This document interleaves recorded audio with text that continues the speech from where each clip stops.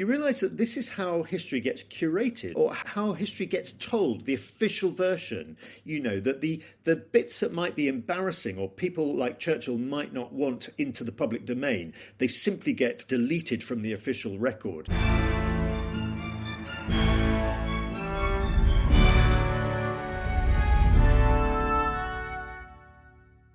If Hitler invaded hell, I would make at least a favourable reference to the devil in the House of Commons.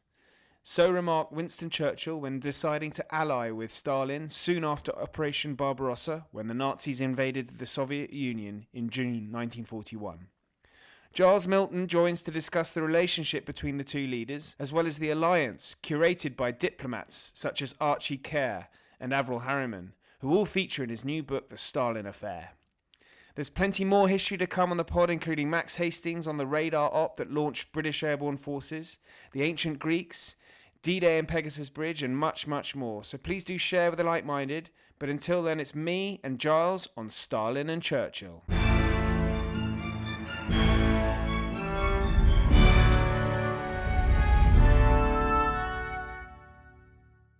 Giles, welcome back to the pod. You've been your frequent guest, so you're a firm friend. I seem to be on every week at the moment, but that's a very good thing. I'm very happy with it. Well, you produce so much great history, of which we are here to talk about your latest book. Here it is for the viewers. I was going to do exactly the same. The It is the Stalin Affair. Exactly. The impossible alliance that won the war. It's the Second World War. And so Stalin Affair implies, we've got the main man, Stalin, is at the center. He's this sort of, I don't know how to describe it, having read the book. It's like a sort of evil spider at the middle, and everyone is gravitating to Moscow to try and either help the Russians or, as the war gets on and the Eastern Bloc, the Iron Curtain sort of tends to descend, the relationship changes. But Giles, this is an extraordinary story, really, which I just wanted to start by asking you. I assume you were attracted by this by the characters involved, because there are some incredible characters, both British, American, and indeed Soviet. Yeah, I mean, the book, as you say, is about the big three. Everyone will know the big three wartime leaders: Churchill, Roosevelt, and Stalin. But they're the big characters, if you like, but it's told through the point of view of three people who are sent into Moscow to manage this always incredibly fraught relationship between the three wartime leaders.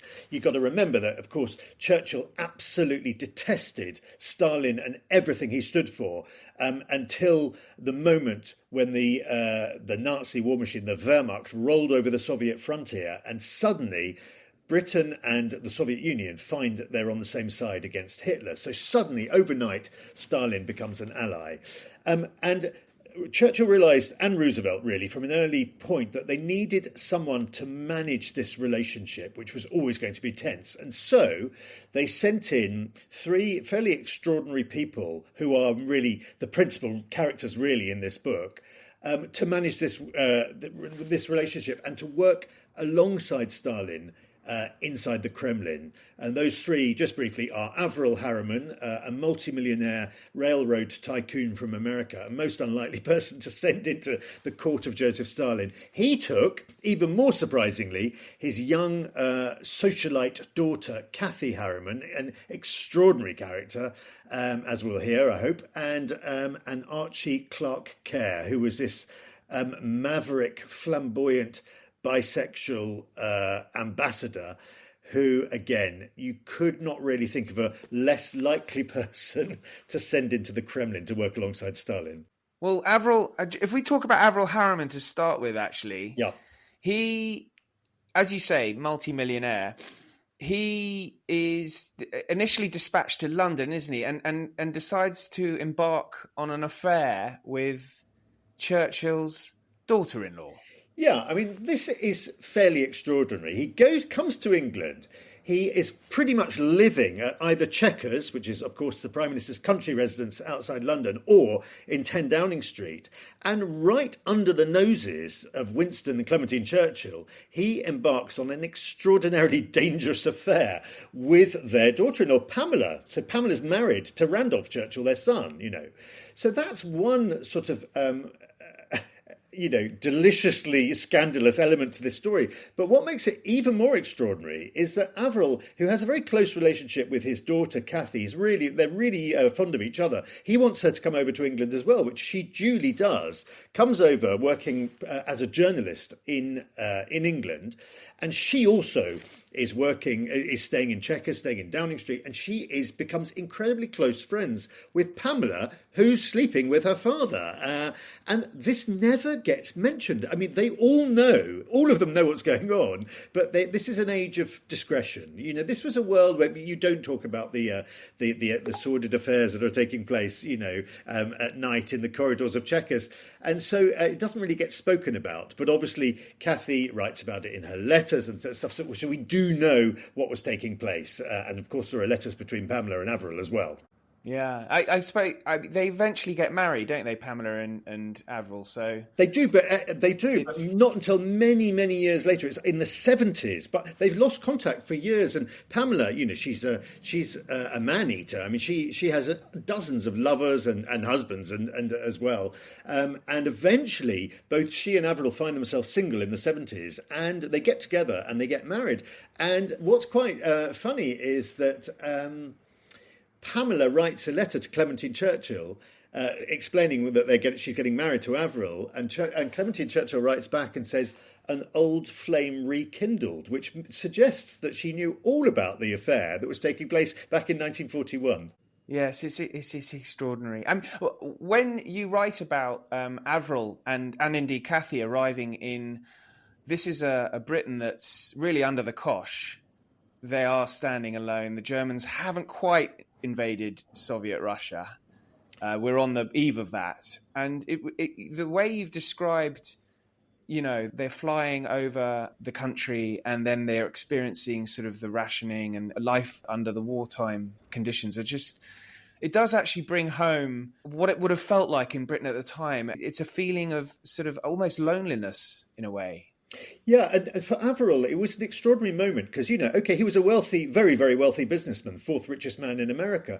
But this was an extraordinary role for him. He suddenly finds himself becoming the most important diplomat in the Second World War, but not only negotiating with Churchill, but then going on to work in Moscow, working alongside Stalin.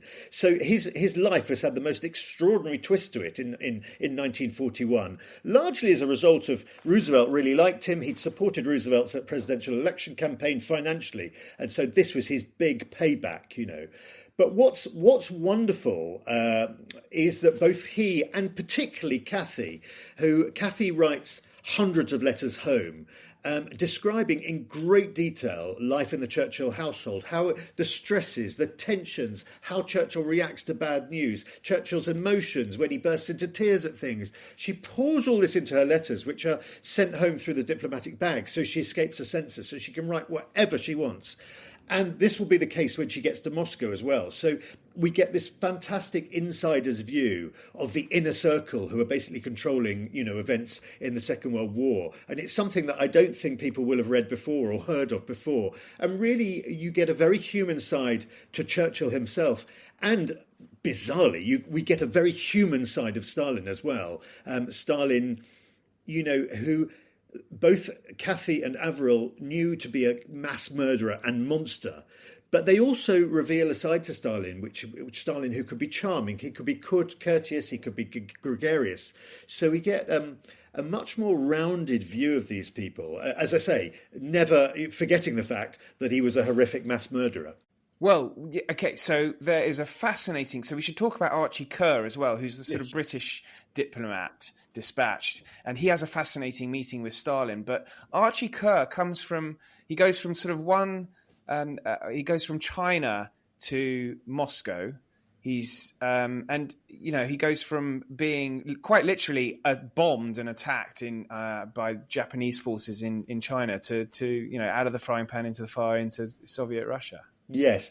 Archie Clark. It's pronounced Kerr. I only found this out recently. His surname, although it's spelled Kerr, Kerr, it's pronounced Kerr. He was Scottish, and anyway, he was the most unlikely choice to be sent to Moscow. Now you've got to picture the typical ambassador of the period. They went to Eton and they went to Oxford. They wore a pinstripe suit, a bowler hat, or equivalent, and carried a rolled up umbrella.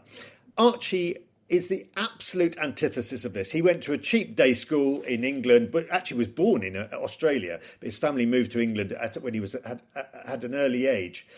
He went to the wrong sort of school. He did the wrong sort of studies, and he was totally unconventional. So he was well known for example, his ambassadorial meetings. Were always held in summertime. He was in shorts in a deck chair in the embassy garden. He was incredibly vain. He was very witty, and he had a unique ability at getting on with sort of gangsters and warlords and the most unlikely people. And I think Churchill recognised this. Churchill had known Archie for many years and was very fond of him, and thought that if anyone could get close to Stalin, then it was going to be Archie Clark Kerr. And there was a reason why they needed their ambassadors or their representatives to get close to Stalin, because Stalin was a virtually unknown quantity in the West at this point. Stalin never appeared in public. He never made public statements. Virtually no senior politician had ever met Stalin in Britain or in America.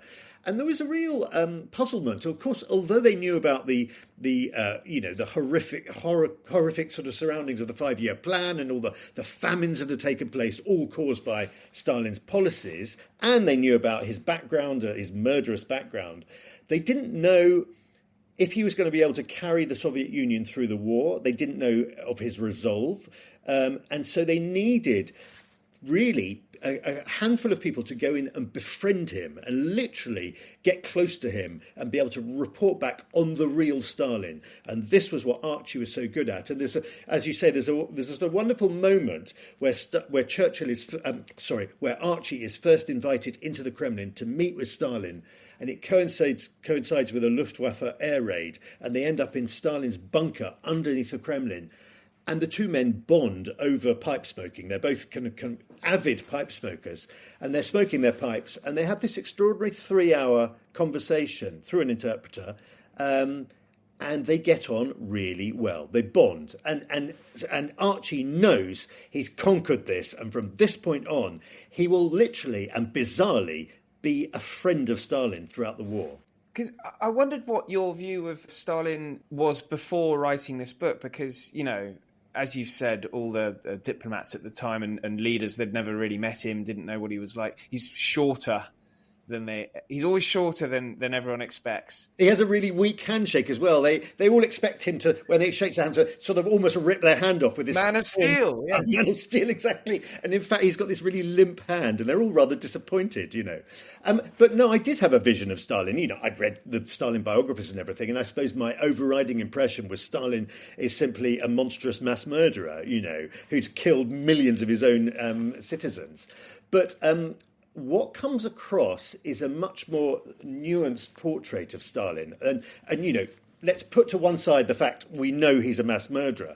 But he was also, as I said, he was extremely charming. He was could be extremely courteous. He could be gregarious. He was extremely well read. All three, both Cathy, Averill and Archie, were astonished that he was so well read and knew so much about the politics of countries outside the Soviet Union. This was a man who'd never travelled anywhere, and he was, at one point during the Yalta conference, he actually lectured Roosevelt on the caste system in India. So, they couldn't believe, my three main characters really couldn't believe how different he was from the vision when they'd arrived in Moscow that they had of him, which was of a brutal mass murderer, that he could be charming. He was very, very well briefed as well, that he was always a master of his brief.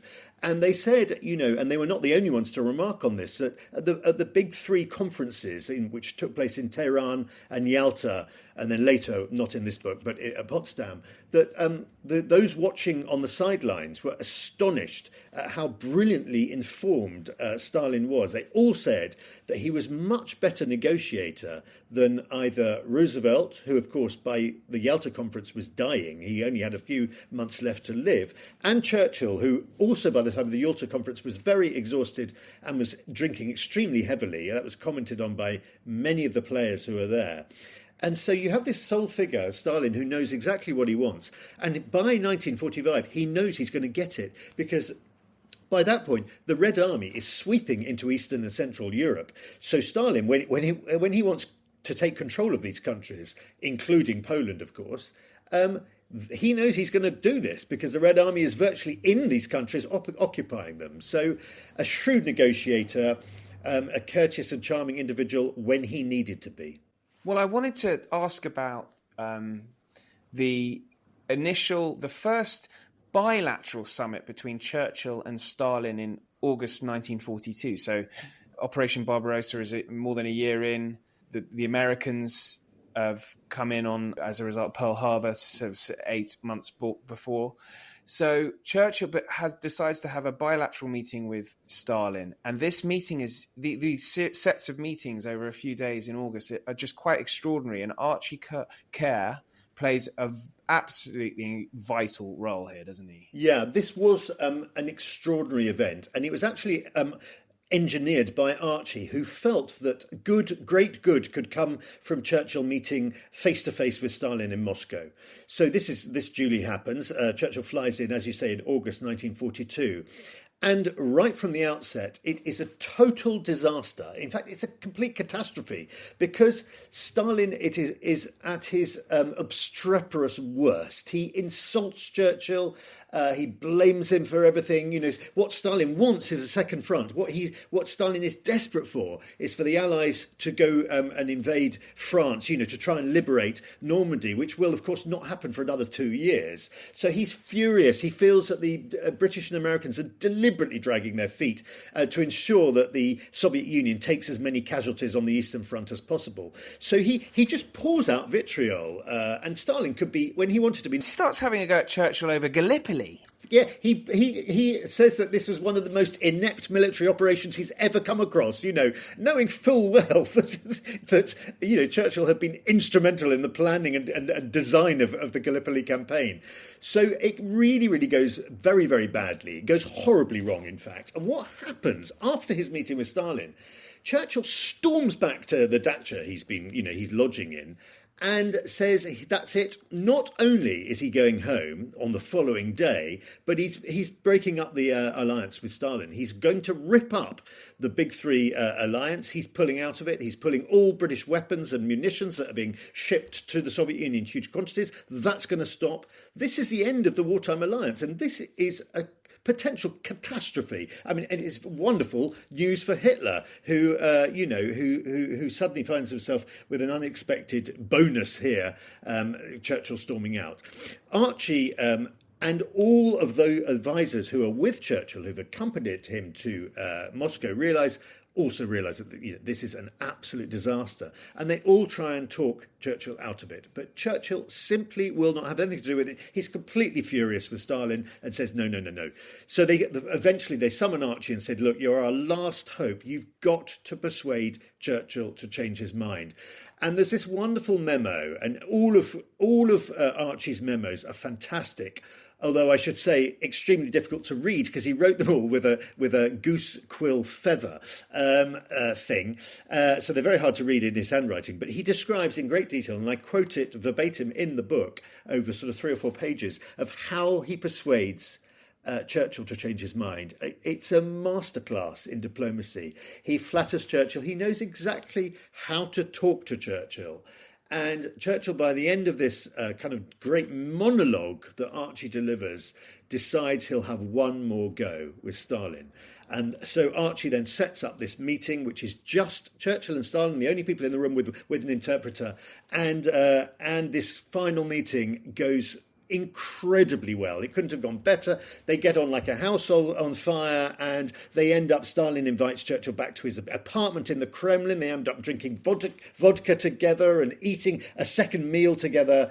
And, Stalin even shows Churchill his bedroom and everything, and gets Svetlana, his daughter, to come in, and Svetlana charms Churchill as well, And it's this great sudden and bizarre meeting of minds. And Churchill is able to fly back to Great Britain and deliver this speech to the House of Commons, saying the Allied alliance is back on track, and it's never been stronger, and we will fight shoulder to shoulder with the Soviet Union. So this is a really, really vital moment in the war, but it also shows, I think, just how imperiled this wartime partnership was, that these were three unlikely men, Roosevelt, Churchill and Stalin, unlikely men in the most improbable alliance, and which was always in danger of falling apart. And had it not been for people like Archie and Averell in Moscow managing it, it almost certainly wouldn't have survived to the end of the war. Yeah, that's absolutely the case, isn't it? I mean, I think General Allenbrook was not in favour of a British-Soviet alliance, was he? It wasn't as though this was everyone's view in the Foreign Office. It could easily have fallen apart. A lot of senior politicians were against it. Even Anthony Eden, Foreign Secretary, on the eve of Churchill making his broadcast to the nation on the BBC from Chequers, and this is just a few hours after Operation Barbarossa, Churchill it takes a very courageous political decision, I think, because for years he and, all the political parties in the UK had been talking about the monstrous regime in the Soviet Union. And suddenly they have to do a complete volte-face and say they're now our allies. And that's a hard thing to sell to the British public. And Churchill, his speech on the BBC is very interesting because he's completely honest. He says, no one has been more resolutely opposed to the Soviet Union and to Joseph Stalin than me, all my entire political career. And he's talking the truth, because remember, it was Churchill who sent British troops and munitions into the Soviet Union in 1918, 1919 to try and extinguish the Bolshevik regime, before it had got up and running. So he really did hate this regime. But he makes this courageous decision, really based on the fact that anyone who fights Hitler has to be our ally. And so from that point on, he has to carry the nation and his own political allies with him on this very unlikely journey. And what's so interesting is that Stalin refers to that fact, I think, or Churchill does, that he tried to get rid of Stalin, tried to kill him. And Stalin says this wonderful Russian proverb, I think, a man who can only look to his past is scratching out his eyes, or something along those lines. Something along those lines, yeah. I mean, there are some sort of quite poignant moments that, particularly when they eat together and drink rather too heavily, they get quite sort of touchy-feely, Churchill and Stalin, and Churchill delivers these extraordinary toasts, vodka toasts to Stalin, talking about Stalin the wonderful, Stalin the great, and he then comes back to England and says this to the House of Commons, and I think it's all part of the machinery of managing this improbable relationship and selling it to the public. Well, you've mentioned Archie's incredible memos, and he would pluck out a quill from one of his pet geese, I think, which is just quite hilarious to think of. But he wrote one letter in particular, which... No, I was just going to... One particular... I think you're going to talk about a different one, but there's one of my favourites is that when, on that famous night where Churchill meets Stalin in the Kremlin and they get on like a house on fire, that Churchill comes back, he's clearly had quite a few glasses of vodka, shots of vodka, and he comes back and he's telling Archie exactly what happened. And as he does so, he starts undressing for his bath. And Archie says, hold hold on a minute, Prime Minister, I think I ought to go at this point. And Churchill's going, no, none of it, you just stay. And it strips down until he's naked.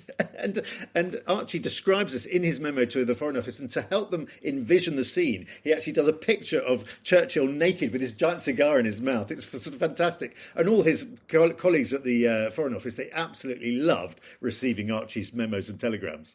Well, that's worth the book alone for viewers, simply to see this little image of Churchill with his cigar and his little chap all exposed. Yes. But yes, there was the great letter. I don't, if you don't want to recite it or you don't have it in front of you, we can talk about this. I'm just trying to see if I can find it. I might not be able to find it right now, actually. Some people will know it as the Dear Reggie letter. Oh, what a shame I can't find it. Well, if we don't do it now, I can do it in the intro. No, I've got it. I found it. Well done. Shall I read it out? For the pleasure... Please, if you don't mind.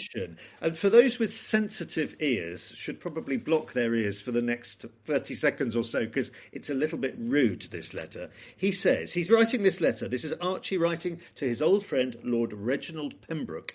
My dear Reggie, he says, in these dark days, man tends to look for little shafts of light that spill from heaven.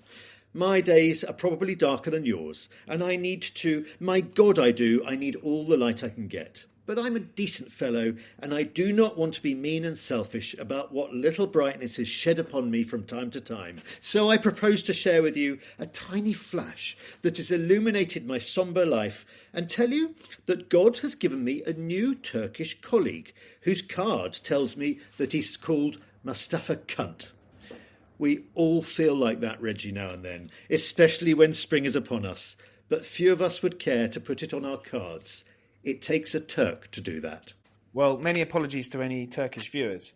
But that does give an indication. There are many memos such like, not exactly like that, but many such memos in the book that make this chap sound just quite an incredible person, really. He is hilarious. Also, I should say, he describes people so vividly, and this is why it's so interesting to read what Archie has to say about Stalin, because you almost feel you're entering into the room, with Stalin there when Archie's writing about it. So was wonderful to be able to have that, to build all this into the book, and likewise with Cathy's letters, which are extraordinary descriptions of both Stalin and of Churchill. Well, I wanted to ask about the second visit of Churchill's, actually. And this actually, I think this is slightly less amusing, where Churchill, again, I think he's there and that Roosevelt's furious that he's not there. Roosevelt's furious that Churchill is there and Roosevelt isn't. Yes. That it's, again, another bilateral. But this is where we're getting closer. I think we're in the autumn of 44, so the result of the war is looking pretty clear.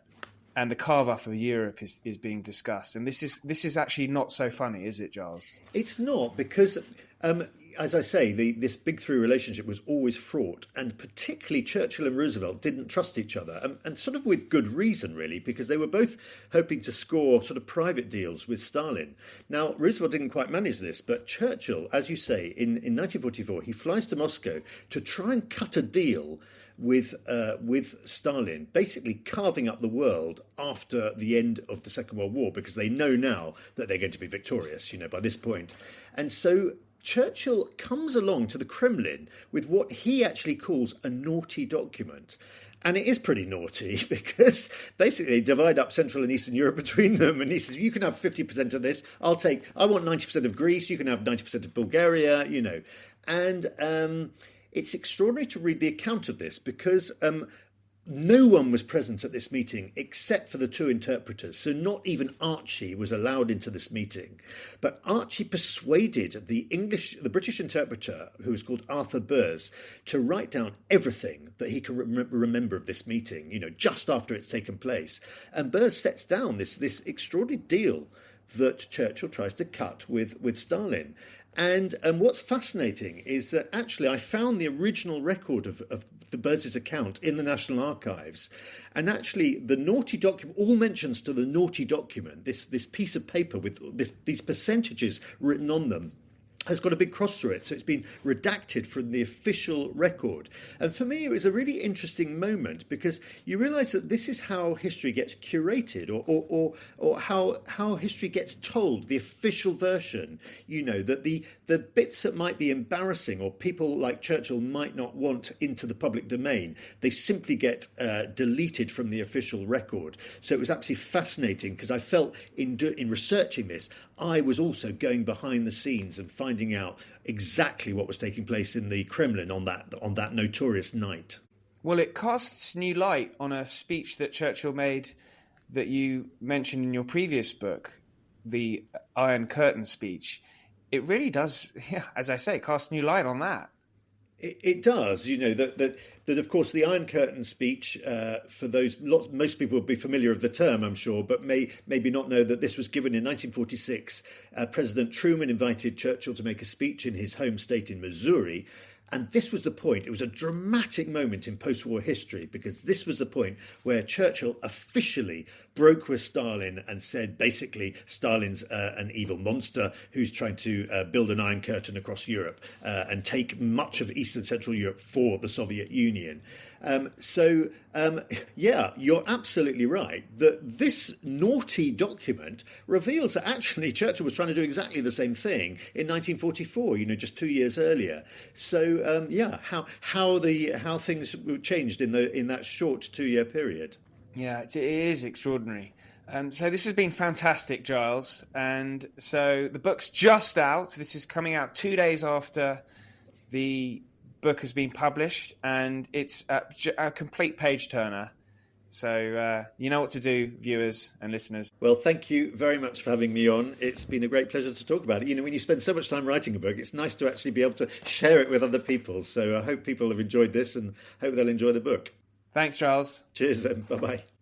Thank you for listening. Plenty more great history to come, so please do share the pod. In the meantime, thank you and good night.